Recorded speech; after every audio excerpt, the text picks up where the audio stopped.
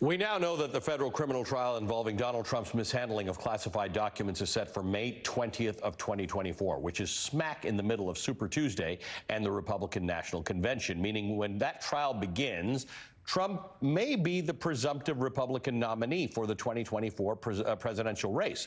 And we can't forget that there are several other criminal and civil cases involving the disgraced ex-president that will play out by then as well. This week, we learned that Trump received a target letter from special counsel Jack Smith in his sprawling investigation into Trump's efforts to overturn the 2020 election.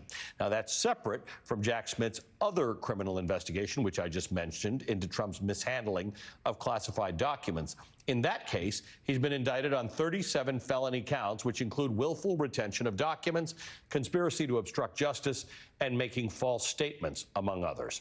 Then there's the Fulton County District Attorney Fani Willis, who's investigating Trump's efforts to overturn the election in Georgia. The DA has set a timetable for announcing potential indictments for the coming weeks.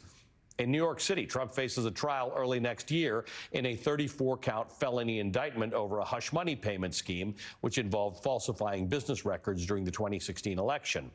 And all of that is just Donald Trump's potential criminal exposure.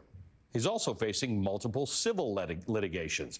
Trump's former fixer, Michael Cohen, is suing him for $1.3 million in unpaid legal fees relating to Cohen's 2019 congressional testimony. But as of yesterday, Michael Cohen has settled that lawsuit.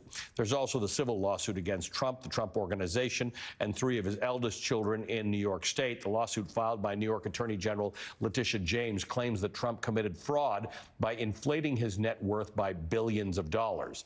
In May, the ex-president was found liable for defamation and sexual assault against writer and columnist E. Jean Carroll. Trump was ordered to pay Carroll $5 million, but his defamation trouble didn't end there. In June, a federal judge allowed Carroll to amend another defamation lawsuit against Trump to include disparaging comments that Trump made about her during a town hall. Everything seems to be culminating all at once for this man who is also the frontrunner in the Republican primary race for the presidency of the United States. And in just 6 months, we will have the first election days of the 2024 presidential race. First up, Iowa caucuses, January 15, 2024. On the same day, E. Jean's civil defamation suit against Trump is expected to begin. March 5th will mark Super Tuesday, the single day when most states hold primaries or caucuses. At the end of the month, March 25th, the criminal hush money case is expected to go on trial in New York. May 20th, as I mentioned, that's the date when the classified documents case begins. Come April, there are a slew of Republican primaries. The Republican National Convention begins on July 15th. And, of course, November 5th is Election Day. That dude's going to be busy. There's still plenty of unknowns to come, but before the big election, and a staggering number of legal entanglements that voters might want to consider.